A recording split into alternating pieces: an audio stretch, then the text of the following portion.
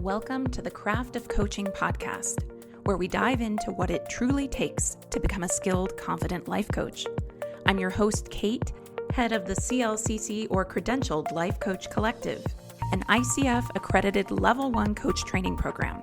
We combine courage, coaching, and community to offer you more than just a training program, but a life-changing experience where you use your own personal transformation as the learning ground for supporting your clients. On this podcast, we explore how you can use coaching skills to support your clients or expand your own growth, all grounded in evidence-based coaching practices. Learn more about our program and get free resources for becoming a life coach at teamclcc.com. And now, here's today's episode. Hey everyone. We are going to talk today about your coaching business pricing during an uncertain economy, because there's a lot of economic uncertainty out there and you might be pretty tempted to shrink, and I can understand that. So let me start with a scenario, maybe one you've encountered before. Imagine you're talking to someone at a party or PTA meeting and they ask what you do, and you say, I'm a coach. And you're chatting and they're like, I've always been interested in coaching. Like I've always wanted to try it, or here's what I want to work on. They might be a potential client. It's going well. You're chatting with them. There's genuine connection. They're engaged. You can actually feel that rapport, like, oh my God, it would be great to work with this person. And then they ask how much you charge. So you share your rates. And there's this little pause. And maybe they say something like, that's a little more than I was expecting. Or, okay. And like all the juice in the conversation kind of drains. And they say something like, I'm going to have to think about whether I can make that work right now. Something happens to you in that moment. It might also happen if you have your rates on your website and somebody pings you and they say, I'd love to work with you. It'd be so great to work with you. But I can't afford what you're charging. And I'm just wondering, like, do you ever give discounts or scholarships or da-da-da? And something happens in that moment. And it might happen so fast that you don't fully catch it. But there might be a little contraction, a small internal flinch within you. And before you've even consciously decided anything, something in you has already started to question what you charge, or if you should walk your rate back, or you're thinking maybe you should offer a discount that you hadn't planned to offer. Because you know that there's a lot of economic uncertainty. You know that people are having trouble affording basic expenses right now. Maybe even your clients have pulled back a little bit from having as many sessions with you, or you notice you're not getting as many inquiries. And you're thinking to yourself, well, okay, I really want to make sure the coaching is accessible. But at the same time, here's the part that we're going to talk about a little bit today. The difference between making something genuinely accessible versus managing the discomfort of someone potentially saying no. Because after those conversations, or after you get an email like that in your inbox, you might feel a little off, like something has just happened that doesn't feel quite so very clean. Or maybe you've had the experience of looking at what other people are charging for their coaching, and they charge less than you. Maybe you're looking at your rates page and you're thinking about how hard things are out there right now, the layoffs, the inflation, the general sense that people are tightening their belts. And you start to wonder, is what I am charging for coaching realistic?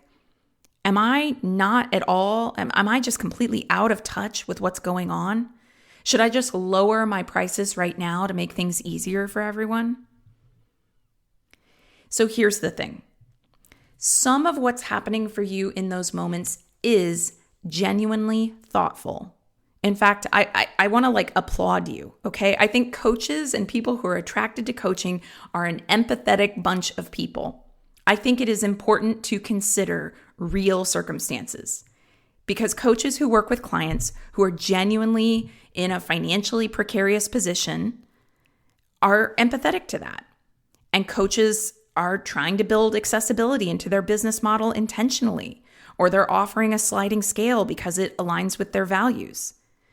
And all of that is so great. And that's not actually what we're talking about today. We're not talking about how do I support a client who I've been working with for a while, who just got laid off, and I adjust my rates so that they can continue the work. How do I build accessibility into my business model intentionally? That's not what we're talking about today, because those are clear-eyed business decisions and values decisions. Today, what I want to talk to you about is the other version of this, the one where discounting isn't about the client's actual situation, but rather about your discomfort with the possibility that you won't get clients, or that someone might hear your rates if you're chatting with them at a party and that they might say no. It's really about the fear that your work isn't worth what you're charging.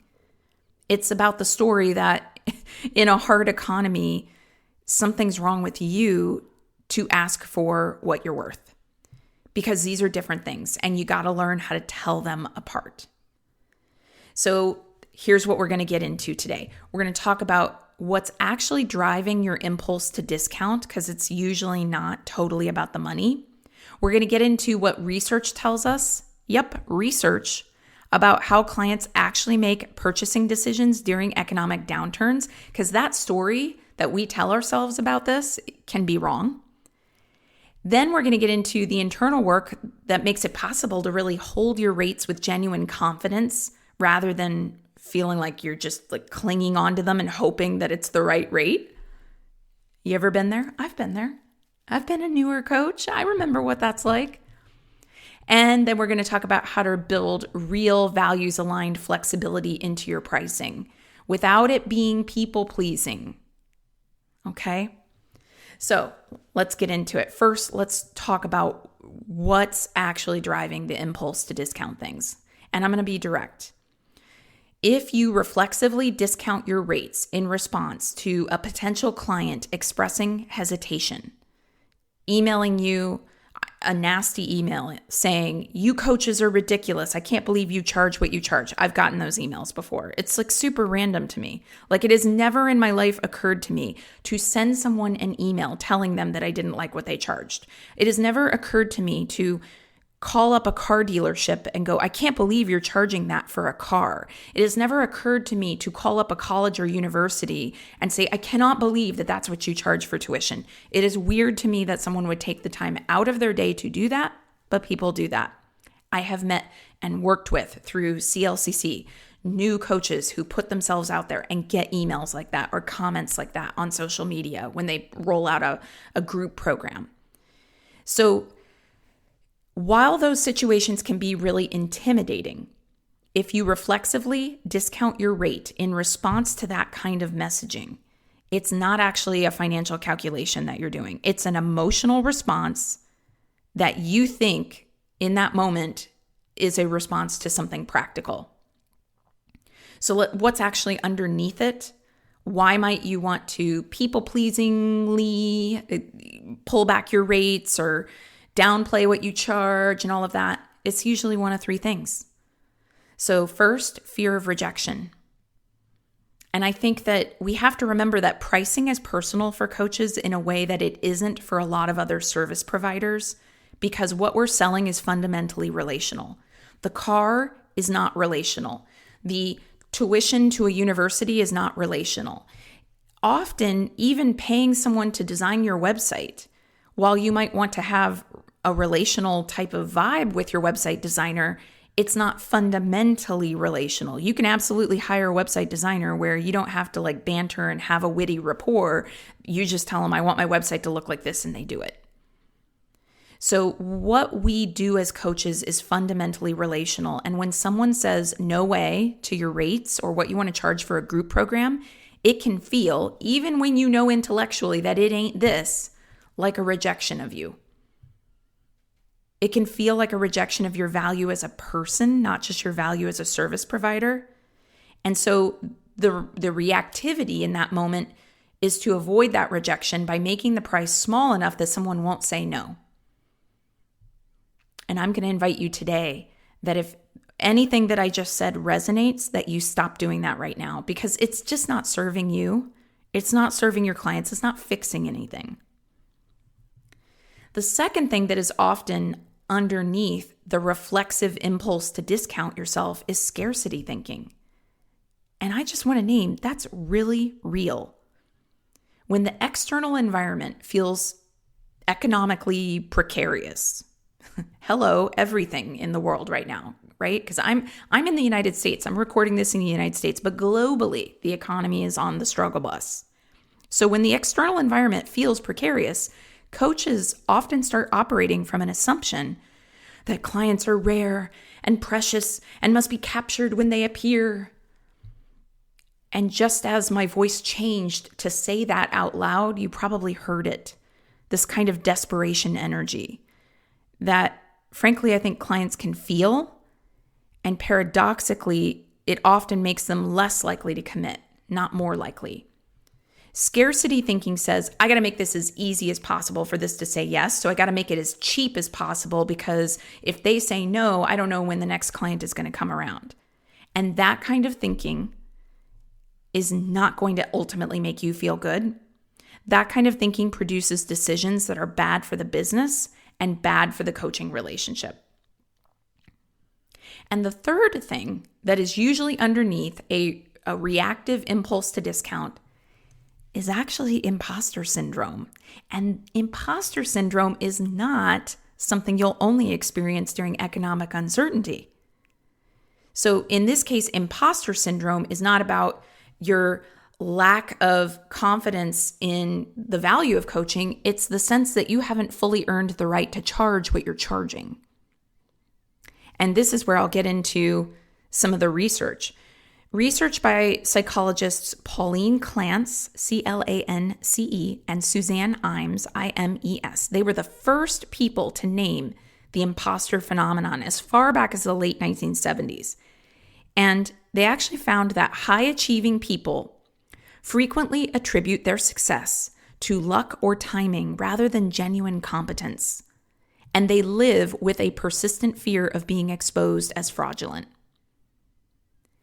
And for a brand new coach who is super scared to start charging in alignment with what they know other coaches charge, the temptation to discount is very strong.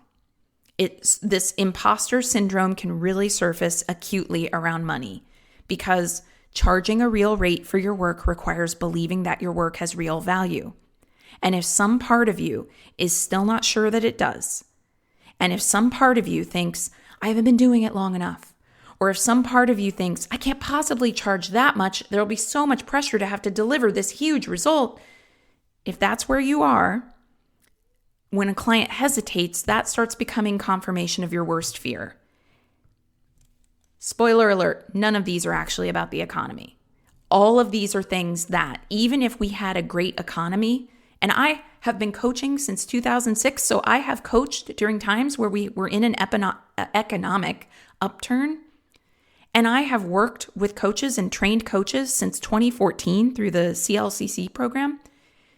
Fear of rejection, scarcity thinking, and imposter syndrome, these are all things that are present for those coaches, even when the economy is doing well.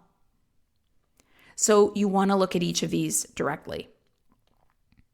And now I want to get us into what the research tells us about how clients actually make decisions.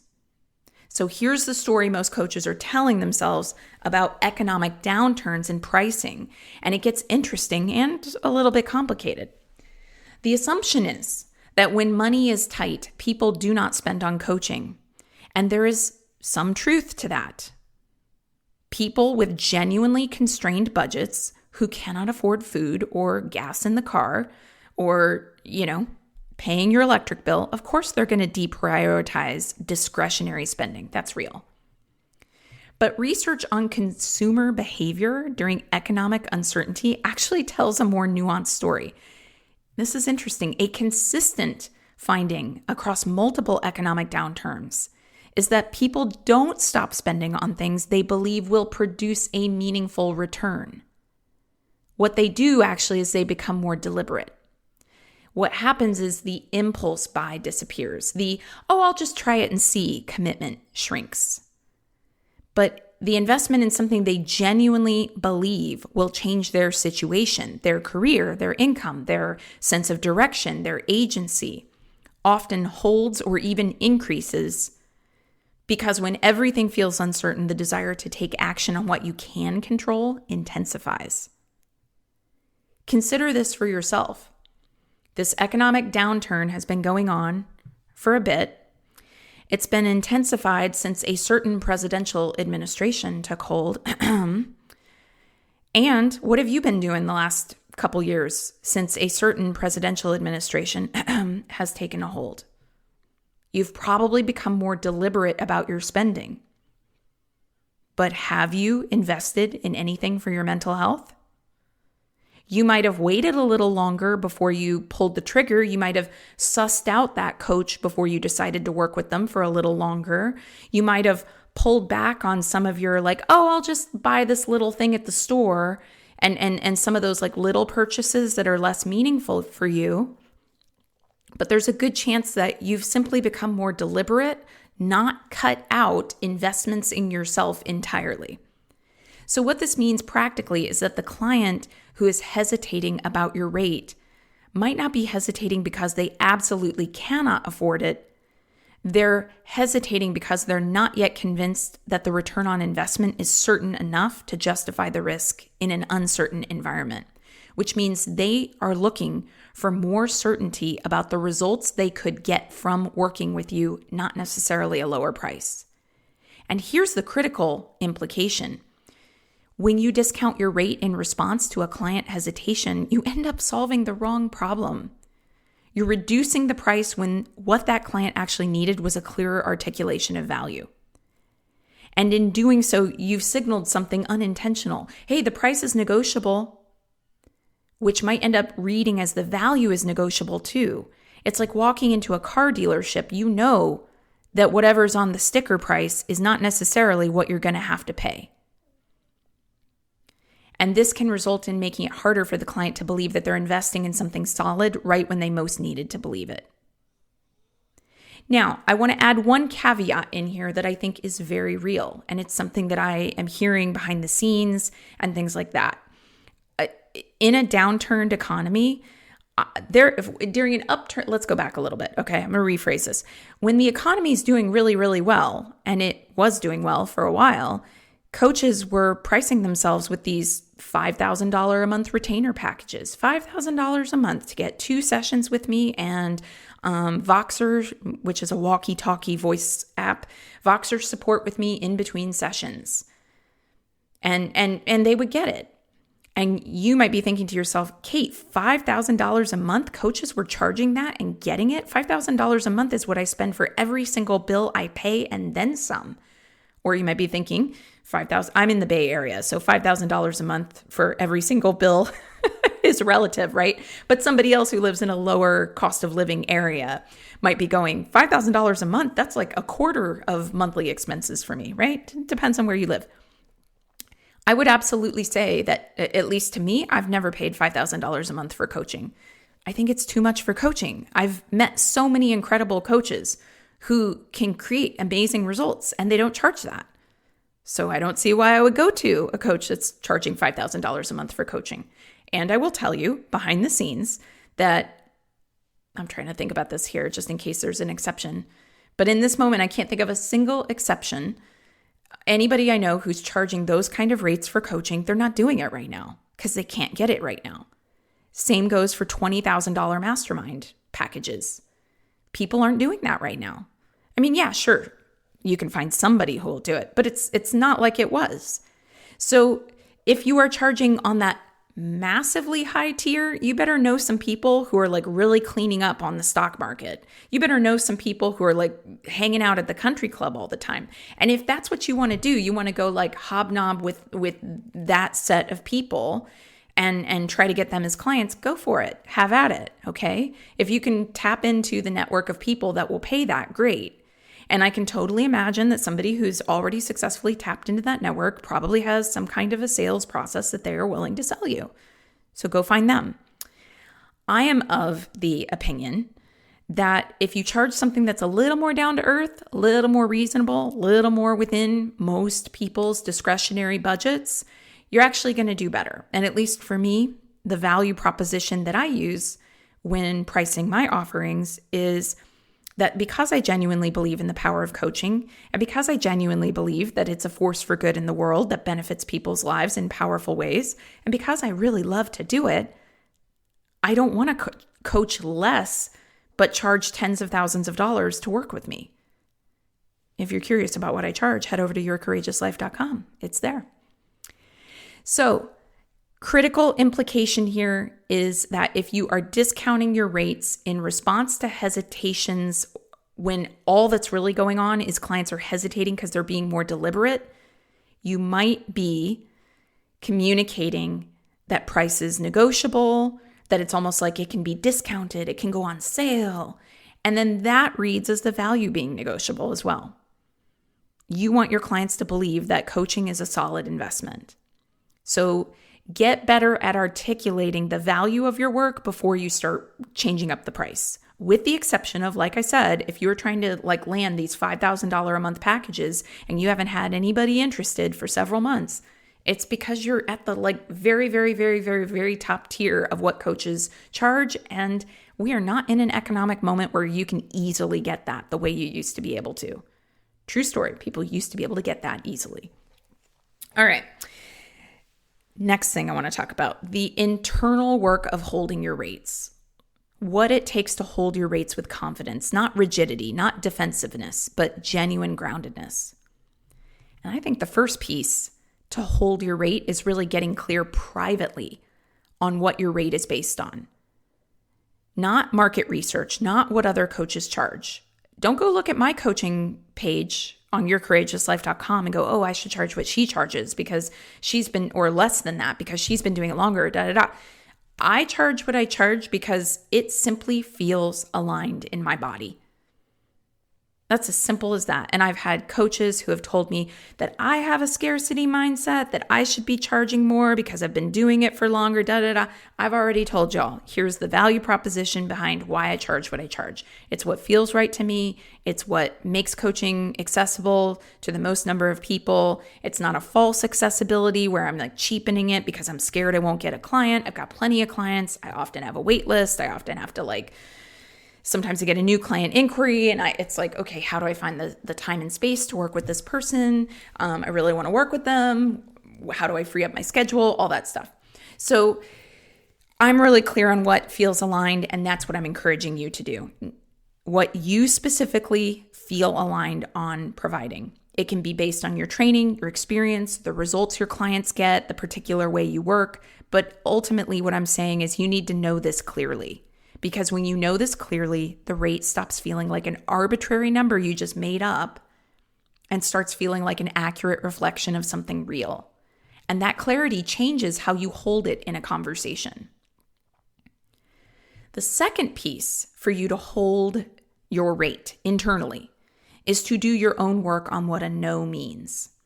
Because if every time someone says no, this confirms a fear you have, oh, I'm overpriced, I'm not good enough, I think you'll unconsciously engineer more situations where you don't have to hear no.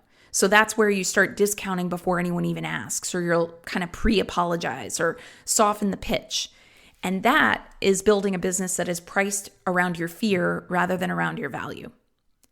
And the reframe that helps here is that a no to your rate is not a no to you. It's just information about fit, about timing, about readiness. People say no for a lot of reasons. Some potential clients are not the right clients right now. And frankly, I think a client who needs significant convincing to invest in coaching is coming in already not set up for success. A no that preserves the integrity of the container is better for everyone. It sometimes has surprised people, even like coaching colleagues of mine, or times where I've had a business consult and people will ask me, what's your process for, people coming into the CLCC coach training program? And, I'll tell them, here's how we set it up and the application, and here's how we communicate with people. I have a program coordinator who communicates with people. I also communicate with people. And I have had business consultants ask me, what do you do with people who say no? And I'm like, I accept their no and I wish them well. And I've had business consultants who have told me, Kate, you're leaving money on the table. And no, you need to figure out what their objection is. You need to counter their objection. You need to sell them on the value. And I'm just like, I am not going to be in the position of convincing somebody who needs to be convinced. I'm not going to do that. Not because I'm afraid of doing it. I'm more than happy to handle an objection. If someone says, I don't know if this would work for me, tell me more about the teaching style. Sure, I'll speak to that. I don't know if this would work for me. It might be too expensive for me. I'm even happy to talk to you about, because like we usually collect tuition by the 15th of the month every month. Oh, I need a different payment due date. That's why I can't take the program. Well, happy to offer you a different payment due date. To me, that's not a no to the program. That's a no to the logistics. But I certainly am never going to try to hard sell someone on joining the CLCC program, nor would I do so on coaching with me. I think a no that preserves the integrity of the container is better for everyone. I understand that marketing and sales are part of what I need to do to have a successful coaching business. And I understand that that is just simply a part of how it goes. But I am not a sales development representative. I am not an account executive. I'm not trying to do sales. And like, I get no thrill out of like the way that actual salespeople do around like mining prospects and going in for the kill with just the right response to an objection. I don't want to do that. And I don't think you do either. Third thing that's internal work to hold your rates: separate genuine accessibility from anxiety management. So there's all kinds of ways to build accessibility into your business. You could have a sliding scale. You could offer a limited number of reduced rate spots every month. If you want to do that, do it, but do it as a deliberate, values-aligned decision made from a resourced place, not a reactive response to potential hesitation. So as an example, CLCC offers monthly installment plans for tuition. We do not charge you extra if you use the installment plan. Same thing, I've had business people who are like, oh my God, you should charge extra because if people are paying in installments, it takes you longer to get the money. And I'm just like, we actually have only ever had 2 people in the entire history of CLCC who have ever tried to run out on their tuition. Great. We've trained all these coaches and 2 people in more than 10 years of coaching and training people that it's ever happened. I'm good with that. I don't need to like grab more money from people just because they're paying in installments and maybe they're going to not continue. Okay. To me, that is a way that feels very aligned to make it accessible. Okay. So you might want to consider something like that for yourself. If you want to charge $1,000 a month to work with you, you might want to say, okay, this is on the higher end of what a coach might charge. Let me break it into 2 different installments. Or let me have an initial upfront deposit and then monthly installments after that, rather than I got to have the whole $1,000, upfront. There's lots of ways to do this, but the point is do it as a deliberate decision. Do it from a resourced place. It might look structurally identical to make these kinds of offers or have sliding scales and things like that on the outside, but it's about how you hold it on the inside. One comes from clarity, the other comes from fear. And over time, one builds a sustainable business and the other, the fear-based way, will quietly dismantle it. I will add one other piece to this, just something for you to consider and think about. One of the things that I first did, I actually don't do sliding scales anymore with my coaching for this reason. When I first started out as a coach, I offered sliding scales. And I had a great number of clients who took the sliding scale on the lowest end of it. And okay, great, fine, totally fine.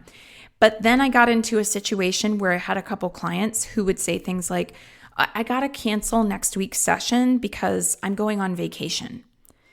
And I noticed that something happened within me where I started to feel resentful. And it's not because I don't think my clients deserve to go on vacation. They do. But here's the thing. When I was taking so many clients at the very bottom of my sliding scale, I couldn't afford to go on vacation myself.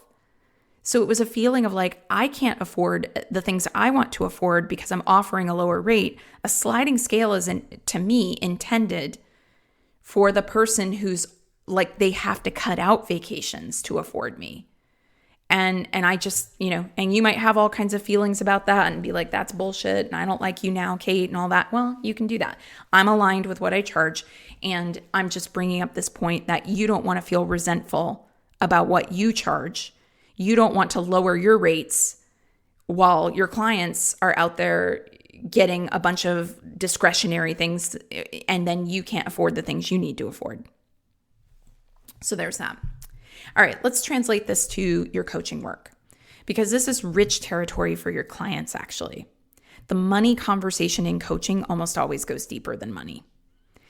Clients might undercharge in their own businesses or accept lowball offers in salary negotiations, or they might consistently make themselves financially smaller than their skills warrant.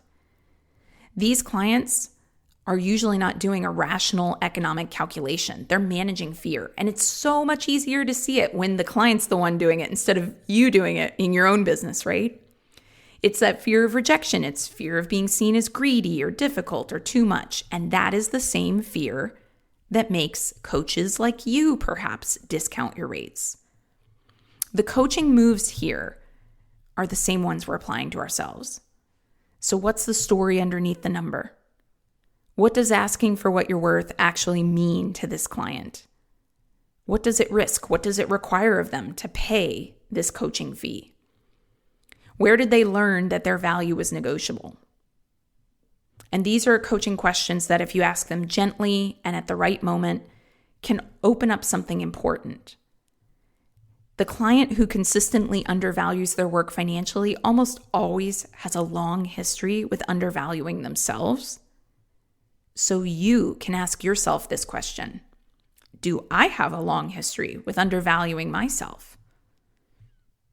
Because that's where the real coaching is. So here's what I want you to take away from today. Assuming that you are not in that super, super, super outlier high tier price point that I have brought up earlier in this podcast episode. Assuming that you're not doing that, assuming you're charging a fairly standard rate, your rate is not the problem. Your relationship with your rate, with money, with what you charge is the thing to examine here. So the next time you feel that contraction, like you're on a discovery call and you're wondering if someone's going to hire you, or you're talking to somebody at a party, or next time you get a bullshit email where somebody's trying to call you out, they're taking time out of their actual day to try to call you out over what you charge. How about you pause before you try to solve it? And to ask yourself honestly, am I responding to their reality or am I responding to my own fear? Because these are requiring completely different responses. One of them is good business and the other is people pleasing and fear with a price tag on it. Just a little food for thought. All right, that's it for today's episode. Thank you so much for listening. Before you go, would you help us out and take a moment to give us a rating in iTunes, Spotify, or wherever you're listening? It really helps us get the word out to other listeners. And before you go today, would you like free resources to support your coaching journey? Whether you're considering becoming a coach or you want advanced coach skills training, access our coaching resource library at teamclcc.com. Again, that's teamclcc.com. Can't wait to connect with you. And again, thanks for listening.